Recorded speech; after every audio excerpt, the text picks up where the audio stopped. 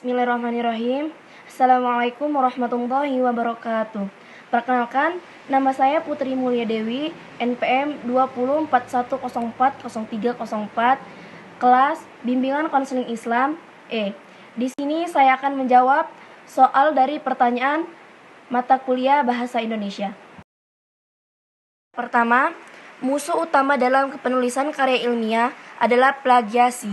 Jelaskan pendapat Anda mengenai tindakan plagiasi dan bagaimana semestinya Anda sebagai mahasiswa bersikap dalam menanggapinya. Jawabannya, jadi dalam penulisan karya ilmiah itu tentu ada tantangan sendiri. Salah satunya plagiasi. Nah, plagiasi itu menurut saya adalah mencontoh, mencontek, atau menciplak hak milik orang lain tanpa menyebutkan penulis aslinya. Kemudian, tanggapan kita sebagai mahasiswa harus jujur dalam membuat karya tulis ilmiah. Harus sedemikian bisa menghindari plagiasi atau plagiarisme tersebut. Soal nomor 2, jelaskan tahap-tahap persiapan penulisan karangan ilmiah. Jawabannya, secara umum tahap-tahap yang perlu dilakukan dalam menyusun karangan ilmiah dibagi menjadi 5 tahap, yaitu pertama persiapan, yang kedua pengumpulan data, ketiga perorganisasian dan pengonsepan, keempat pemeriksaan atau penyuntingan konsep, dan yang kelima penyajian. Tahap persiapan adalah tahap yang awal yang perlu dilakukan dalam menulis karangan ilmiah. Tahap ini terdiri dari memilih topik, menentukan judul, dan membuat kerangka karangan. Topik yang dipilih sebaiknya topik yang menarik dan diketahui oleh penulis. Selain itu, topik yang baik adalah topik yang mempunyai lingkup yang terbatas. Setelah menentukan topik, langkah selanjutnya adalah menentukan judul. Penentuan judul dalam karangan ilmiah dapat dilakukan dengan melontarkan pertanyaan-pertanyaan apa, mengapa, di mana, kapan, bagaimana. Selain itu, dalam membuat sebuah karangan ilmiah, judul haruslah berupa prasa, bukan kalimat. Langkah terakhir dalam tahap persiapan adalah menentukan kerangka karangan. Kerangka ini nantinya akan membantu dalam proses penulisan karangan. Selain itu, kerangka inilah yang akan menjadi acuan dalam membuat karangan sehingga menjadi runtun dan teratur dalam memaparkan atau menganalisis masalah. Tahap kedua dalam menulis karangan ilmiah adalah pengumpulan data. Data dapat diperoleh dari beberapa sumber, yaitu media dan lapangan. Data yang diperlukan dapat diperoleh dari media antara lain buku, koran, majalah, internet, ataupun media yang lain. Selain itu, data juga dapat diperoleh langsung di dalam lapangan. Data yang berasal dari lapangan dapat diperoleh dengan cara pengamatan, wawancara, atau eksperimen. Data yang dikumpulkan haruslah relevan dan karangan yang akan dibuat. Dalam perorganisasian atau pengonsepan, data yang telah kita peroleh dibagi menjadi berdasarkan jenis, sifat, atau bentuk. Pada tahap ini dilakukan pengolahan dan penganalisaan data dengan menggunakan teknik yang diperlukan. Misalnya, data yang bersifat kuantitatif dapat diolah dan dianalisis dengan menggunakan teknik atau metode statistik. Setelah data diolah dan dianalisis, kemudian dapat dilakukan pengonsepan karangan ilmiah sesuai dengan kerangka yang telah dibuat. Tahap keempat adalah pemeriksaan atau penyuntingan konsep.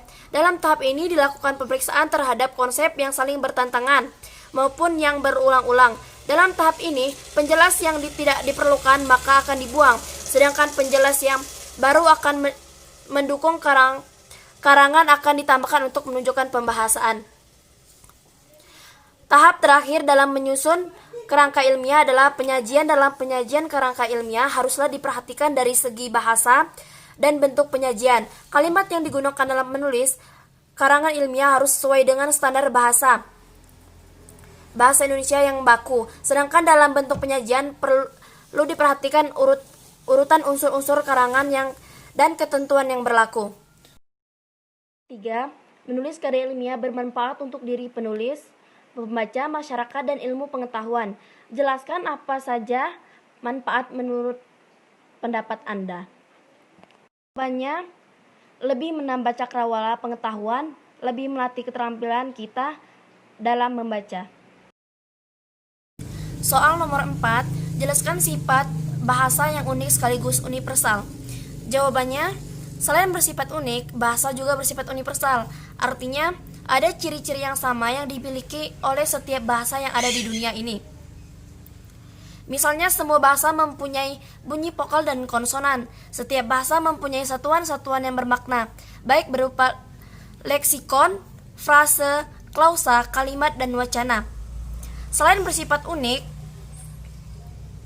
yakni mempunyai sifat atau ciri masing-masing, bahasa atau bersifat universal. Artinya, ada ciri-ciri yang sama yang dimiliki oleh setiap bahasa yang ada di dunia ini. Ciri-ciri universal ini merupakan unsur bahasa yang paling umum yang biasa dikaitkan dengan ciri-ciri atau sifat-sifat bahasa lain. Karena bahasa itu berupa ujaran, maka ciri universal dari bahasa yang paling umum adalah bahwa bahasa itu mempunyai bahasa yang terdiri dari vokal dan konsonan. Soal nomor 5, dari manakah bahasa Indonesia berasal? Jawabannya, bahasa Melayu adalah akar dari bahasa Indonesia. Ketika Belanda masuk ke Indonesia, bahasa Melayu dijadikan bahasa resmi dibandingkan dengan bahasa Belanda itu sendiri.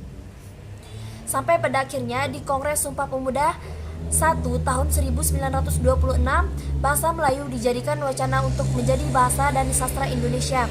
Lalu pada Kongres Sumpah Pemuda ke-2 tahun 1928, bahasa Indonesia diikrarkan menjadi bahasa Persatuan Bangsa Indonesia sampai sekarang. Soal nomor 6, jelaskan fungsi bahasa sebagai bahasa pemersatu. Jawabannya, fungsi bahasa pemersatu, bahasa sebagai pemersatu suku bangsa, yaitu pemersatu suku, agama, ras, dan antar golongan bagi suku bangsa Indonesia dari Sabang sampai Merauke. Fungsi pemersatu ini, heterogenitas atau kebinekaan, sudah direncanakan dalam Sumpah Pemuda. Bahasa Indonesia kehadirannya dapat diterima di semua daerah, wilayah, lintas agama, dan lintas etnis, orang desa dan orang kota, perempuan maupun laki-laki. Kehadirannya sebagai pemersatu sudah berumur lebih tua dari Republik Indonesia sendiri. Dengan karakter tersebut, maka sikap anti-pluralis, anti-inklusivitas, anti-kesetaraan, dan pemecah belah pemersatu bangsa dapat dianggap ancaman bagi keberlanjutan bahasa Indonesia. Soal nomor 7, jelaskan makna dari peribahasa bahasa menunjukkan bangsa. Jawabannya, makna pertama, berbahasa Indonesia menandakan seorang berasal dari negara Indonesia. Berbahasa Arab menunjukkan seorang dari negara Arab. Dan seterusnya yang maksudnya bahasa yang digunakan menunjukkan asal seseorang. Inilah makna pertama. Yang kedua, bahasa menunjukkan jati diri seorang, maksudnya bahasa menampakkan pola pikir, kebiasaan, sifat khusus, atau kecerdasan seseorang. Inilah mengapa seorang bisa membaca bagaimana level berpikir orang hanya dari cara orang menggunakan bahasa. Makna yang kedua ini berhubungan dengan tata bahasa dan erat kaitannya dengan ketertiban memegang kaidah bahasa. Soal nomor 8, apakah tepat dan baik seandainya Anda sebagai mahasiswa berbicara dengan rektor atau pimpinan universitas menggunakan kosakata bahasa alay? Misalkan, Anda berkata, bapak lebay deh, masa gitu aja dibikin pusing, keles aja kali, dan jelaskan berbahasa berkaitan dengan norma, adat, dan budaya.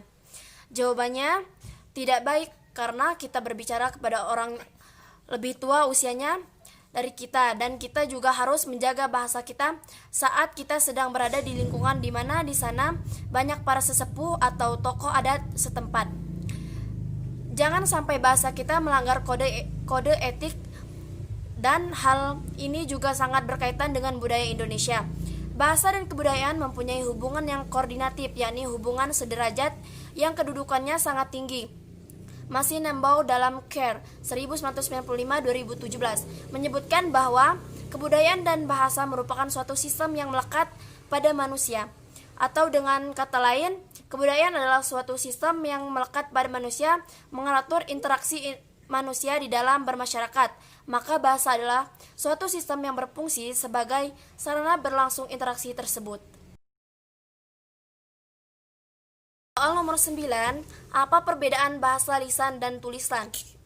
Jawabannya, bahasa lisan adalah bahasa yang dikatakan seorang kepada orang lain, sedangkan bahasa tulisan adalah bahasa yang ditulis oleh seseorang di atas kertas atau buku dibaca oleh orang lain. Berikut perbedaan bahasa dan tulisan.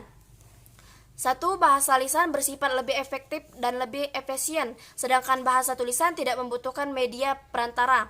Kedua, bahasa lisan terkait dengan ruang dan waktu pembicaraan, sedangkan bahasa tulisan tidak terkait atau terikat.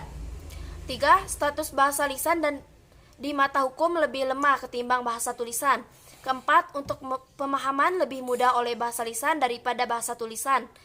Kelima, penuturan bahasa lisan lebih sering memanfaatkan frasa-frasa yang tidak baku dan lebih santai. Sementara bahasa tulisan banyak memanfaatkan kata-kata yang bersifat formal, khususnya ketika bahasa tersebut ditunjukkan kepada lingkungan resmi.